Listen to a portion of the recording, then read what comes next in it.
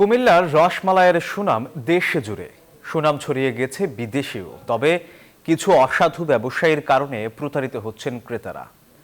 দীর্ঘ ৯৫ বছরের ঐতিহ্য কুমিল্লার রসমালাই নিয়ে এইচ এ মহিউদ্দিনের পাঠানো তথ্যচিত্রে বিস্তারিত ডেস্ক রিপোর্টে। কুমিল্লায় গেছেন কিন্তু রসমালাইয়ের স্বাদ নেননি এমন মানুষ পাওয়াই দুষ্কর। দেশের বিভিন্ন স্থানে রসমালাই তৈরি হলেও কুমিল্লার রসমালাইয়ের স্বাদ যেন অতুলনীয়।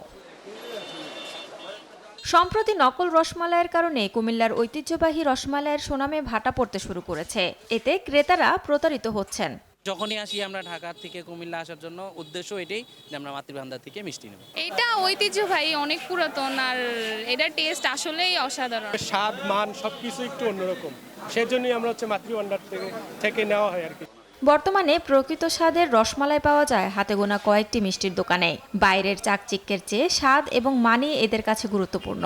অরিজিনাল গাভীর দুধ এবং সবকিছু এখানে কোনো ভেজাল নাই, যার জন্য এই মানটা আমরা ধরে রাখতে পারছি। আমরা সকাল 10টার থেকে শুরু করি, রাত্র 8টা-10টার মধ্যে শেষ হয়ে যায়। শুধু কুমিল্লাতেই নয়, এই রসমালাইয়ের খ্যাতি রয়েছে দেশের গণ্ডি পেরিয়ে বহির্বিশ্বেও।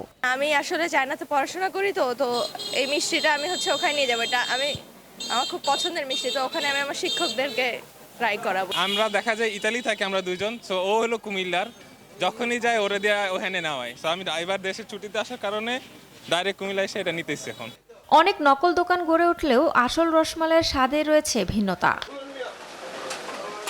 ২০২৪ সালে ভৌগোলিক নির্দেশক জিআই পণ্য হিসেবে স্বীকৃতি পায় কুমিল্লার রসমালাই। Desk report, news 24।